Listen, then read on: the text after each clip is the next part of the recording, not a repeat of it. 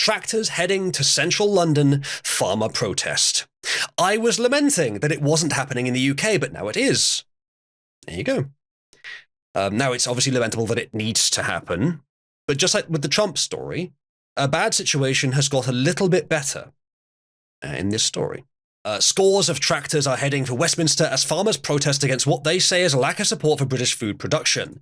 They plan to arrive by early evening. Convoys with horns blaring were reported in various parts of London. Organisers Save British Farming and Fairness for Farmers of Kent say cheap food imports and unsupportive policies put UK food security at risk. The government said this is putting farming at the heart of British trade. Sadly, the government also said that it would do something about immigration. Oh, come on. Yeah, exactly. So, yeah. What a bunch of bullshit. No, I wouldn't trust them for a second. Now, the whole thing about Brexit... But they've not done any of it. Yeah, the whole thing about Brexit, when it was claimed, if we leave the EU, we can set our own policy, no one ever said that leaving the EU was the solution. I made it very clear that leaving the EU was just the start, just the first step. And the rest of it was up to us. And that's why not everything since Brexit has been perfect. It's working. Sure. It's great. I'm so glad we did Brexit. I still am, and I think I always will be. Yeah. But there's so much more work to do. All it does is unlock that work. We still have to do it. And our own government implemented a lot of the same bullshit, so it seems, that the EU already had. But now it's closer to us. We have a better chance of doing something about it than if we were still in the EU. It's still better. Britain has a better chance now. Yes, I would agree of being able to try and undo this stuff. But you know what? Okay, I'm going to put all my skepticisms aside. I'll just we already know my position, so I'll put all that away in the box. However, so without that, with all that in mind, yes, the UK is far better off being independent on this and not having to be so reliant on not reliant upon, but beholden to the rules of the EU, which are ridiculous and insane. Look what they've done to the Dutch farmers, for fuck's sake. And it's not much better here, by the way. The absolutely insane regulations they put upon farmers. Yeah. Did you watch Clarkson's Farm? No, I haven't, but I have heard a lot of people saying it's really bad. Oh, you should. I do know a farmer as well. I know that things are not easy for him. No. In the UK, that is. I suspect that things are a little bit better in the UK, but not very much. And so, yeah, this is still very good that this protest is happening. I was going to say, I had something, I forgot what it was. I'll keep reading. Tractors flying Union flags were gathering in London, about 20 minutes drive from Westminster, carrying signs with slogans such as Save British Farming and No Farming, No Food, No Future. Now, there is obviously going to be some doubt from some people that protests make any difference, and I understand. Think of it more in the sort of slow change way rather than the farmers are going to invade 10 Downing Street and become Prime Minister. It's not that simple. But that'd be based. I would like them to go further than just sitting in London. And I'm not saying violence in this case, but what they did in Canada, where they sat in the capital, locked up the roads, honked, and were generally nice to the locals. That's what happened? That's what I want. And what happened? What happened to those people? They were attacked, but what that probably means is that they were having an effect. So I don't know. Some of them may have been jailed. But a lot of them were jailed and are still in jail with no trial. Okay, I didn't know that actually. Genuinely didn't know that. But yeah, but that's what it takes. And I know, would I be willing to do it myself? Maybe. I hope that I would have the courage to. But I hope that someone else will because they're there. How can you ask others to? How can you? How can you ask others to do that? Let me rephrase what I'm saying. That's the problem. Let me rephrase what I'm saying. I think it would be effective. Not immediately, but I think it would be effective to change culture, to persuade people that there is a problem, to raise awareness of the issues. So even Londoners become aware of it. To show them that there is power, that we have force. I mean, this whole thing is a show of force anyway. It's essentially a threat of force.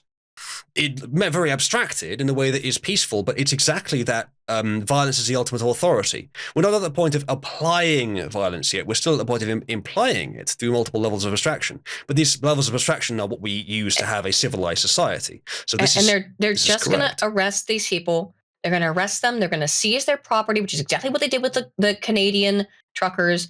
They're going to do the same thing. That is what's going to end up happening because we live in an oligarchy. Okay, we live in all of the West has become totalitarian, predominantly, in my opinion, and so it's going to happen to these people. Is exactly what's going to happen. What happened in Canada, which is that they're going to seize these people's property, and they seize their trucks. They're going to seize these people's farmland, most likely, which is what they have actually. This is the most disgusting part of this. The UK government wants this because they want an excuse to seize this farmland. They've been trying to do it for a decade. Over a decade now. They want to seize this farmland. And now they're going to have an excuse to do it and say, well, these people are extremists and we're going to seize their land. They might try and do that. And they might get some success, but the more success they get, the more aware people are going to get of the problem.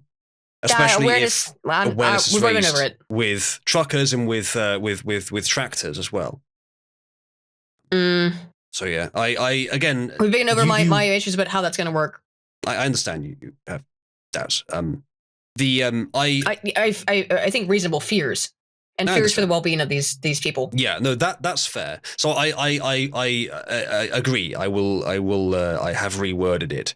I'm not saying that because I don't know if I would have the courage to do it myself, and I'm not sure it would be helpful for people to get arrested like that. I don't think it would be overall beneficial.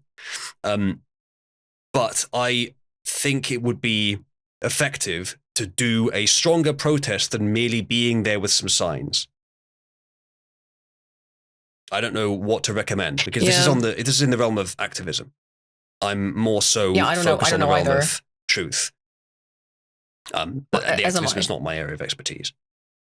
Primarily. But again, I think that's a problem that a lot of us were facing there. Like when we were talking earlier, is that the activism, I guess, that people like Scrump and I do is just raising awareness, quote unquote, or so to speak.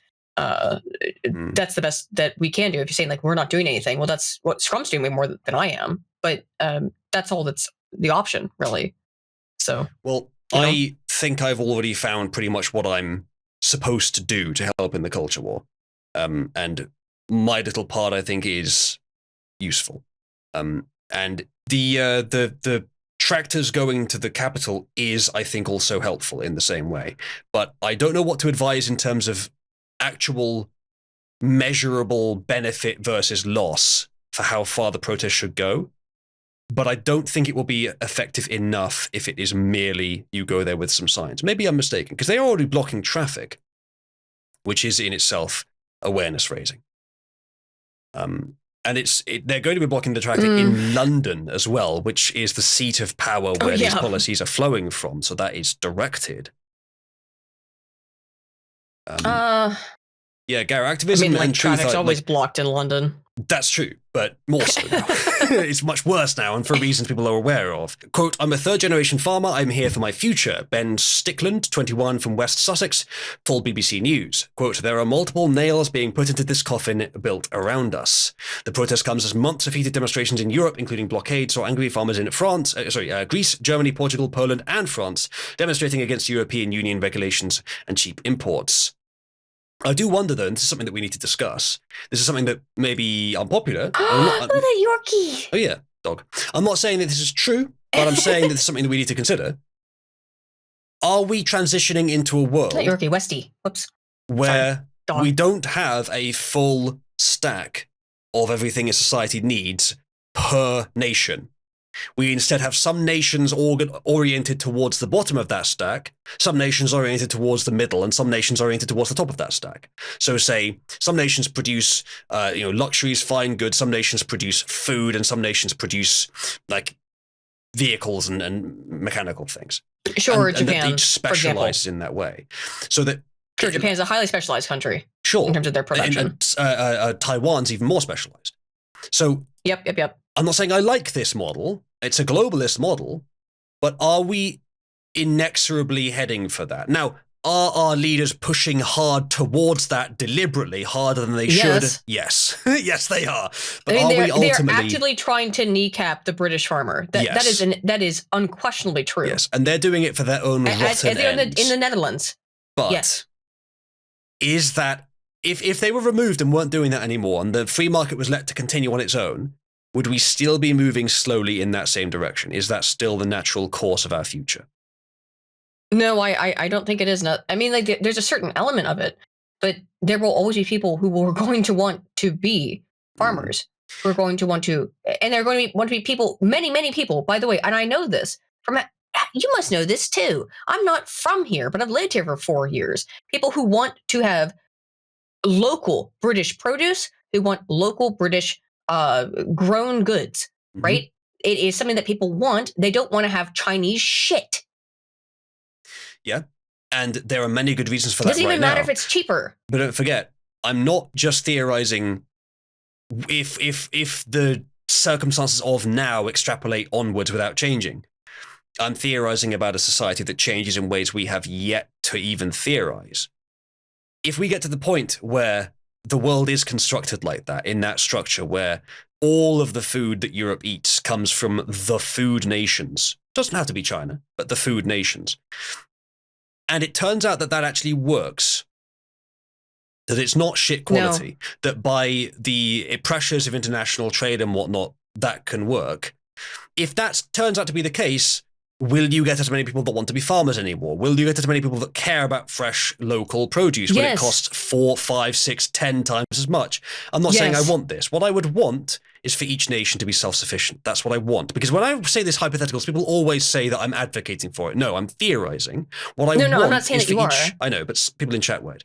What I want is for each nation to be self-sufficient and to do almost all the stack themselves. But I have to face reality that perhaps that is not the most efficient strategy for a species that is globally connected. What I think that even if local British produce was 2 to 3 times more expensive than some shit imported from China, that at this point, yes, people would pay for that. And what I would like, and what I think is important, and what I hope is endemic here, and is not going to terminate itself, is that continues to be the case. Because one thing that I think that the British people have, even more than the Americans, is a interminable spirit, right? That I actually have always kind of envied in a way, right? America is more like a nation in flux, always has been, because we don't have, I mean, yes, we come out of the British tradition inherently in the beginning, but we're a nation of immigrants. That's our kind of raison d'etre. But I think that the British people will support Britain and British-made goods, even if they cost more, because there is that still nationalistic element. And I believe that what the left wants to do is to kill that. However, I think it's going to be way harder for them to kill than they think it is. At least in England. In America, probably way more easy than it is in England. And I think England's better off in that way, despite all of the other bullshit. I think the volatility of the American system in general actually keeps it clean. The British system moves slowly, but with the current wave of propaganda, it can attack a system that moves slowly and change things quickly because it attacks the normies directly. That's a different discussion. But to what you just said that, and I don't disagree with what you said there for the most part, but you said that if they have to pay even 2 to 3 times more, they'll still do that. I'm sure. It's probably true. What number does that have to get to before they won't anymore? 10? What you're talking about, like now? Yeah, 10, probably. I think it would. And then at that point, you're just talking about a complete nightmare state anyway. It might be, but the thing is that, again, reality can be stranger than fiction. What if we get to the point that that turns out to be so efficient for each nation to specialize? I don't think it will be, but it could be. What if it gets to the point it's so efficient for each nation to specialize that, yes, it will cost 10 times as much to grow it locally? I think that, because that's what's going to end up being, is if it ends up that everything at the store, everything at the shop costs so much, outside of buying absolute Chinese goy slop, you know what people will do? They will return to the farmers, and they will go and buy from local farmers. What do we do here in Guernsey? Aydin, I mean, like, I know it's difficult in the cities. I'm not talking about extrapolating from. Please. I'm not talking about extrapolating from the corrupt problems of today forward. Okay. I'm talking about a hypothetical environment where the food is okay from other countries and getting the local food costs 10 times as much. Because I think that's plausible. Under this, a hypothetical model? Extrapolated from today, but minus a lot of the worst corruption that we have today. Minus, like, I'm not saying, what if people could only choose between goy slop or 10 times more expensive local food? I'm making a more nuanced point than that. I'm saying, what if people could choose between foreign grown food, which is about as good as local grown food but cost 10 times as much, simply because of increased efficiencies in much the same way as the production line, where each person does their own specific thing over and over again. Each nation would have their own specialization. And food would come from a collection of nations, which are the best places in the world to grow food. If the entire world was one nation, this is what we would do. We would put farms in the places where it makes sense to put farms. The reason that we have nations separated is because it's good that the whole world is not one nation, because nations should compete with each other. These are the realms of power that make sense, the organization structures that make sense. And each nation has its own food production. But what if we get to the point that trust in the global economy increases? We're not talking about the corrupt global economy of today. We're talking about a potentially good one, where trust increases. Well, we do depend on a number, as we already do for many things, but we do depend on them for everything. And the stack that we have in each nation splits to the entire world, as it would if the world was one nation.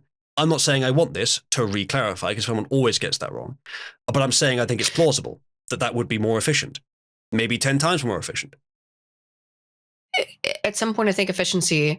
now, again, we're talking 10 times more expensive. Yeah, that might be an issue. But we're not there yet. Now, again, I live in a I live in a very small island off the coast, and people still have honesty boxes here, where you can go. You leave them like a pound coin, and and they have a box of eggs from chickens that they have in their backyard, right? And we have chickens, so we don't do that. But you know what I mean? People do that all over the island. Yeah. I think that local communities all over England could do that, and I know that they still do for the most part. And there should be more. That should be what should be encouraged, is to engage in community building, rather than expanding into these massive global sort of situations and global co-option of people's lives. I do think that the British people, by the way, are largely speaking quite nationalistic and proud of their country, and would rather do that, even if they had to pay more, even if they didn't have to pay a quid for it. For their eggs from their neighbor in their honesty box or whatever, even if they had to pay more than that, it'd make 3 quid. I think they'd rather do that. I'd like you to be right about that. That's why I like the bongs. But there's a friend of mine who I think would disagree with you on that, because she has a lot of opinions about she's actually done a lot of research into social science about how people will tend to go for the most expedient option, the one that's easiest for them, the one that makes them feel the best. She's called Aydin Paladin. I think she might disagree with you on that. Yeah, wait, God damn it. Yeah, sure. However, I do think that, what we're butting up against here is expedient, easy versus social identity. What is more core? What is more important? Social identity is very important to a lot of people. It is to all of us to a certain degree, but to what extent, to what social identity is most salient at what given point in time. Yeah.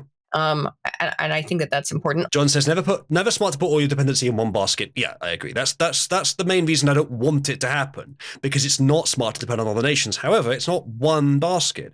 If there's 5 nations, even 10, 15 nations, which are the bread baskets of the world, and everyone depends upon them, well, it's still 15 nations. Yes, I don't trust the global organizations that would regulate them, but what if there aren't any overarching global corporations which are likely to be corrupt? What if it is independent per nation free trade?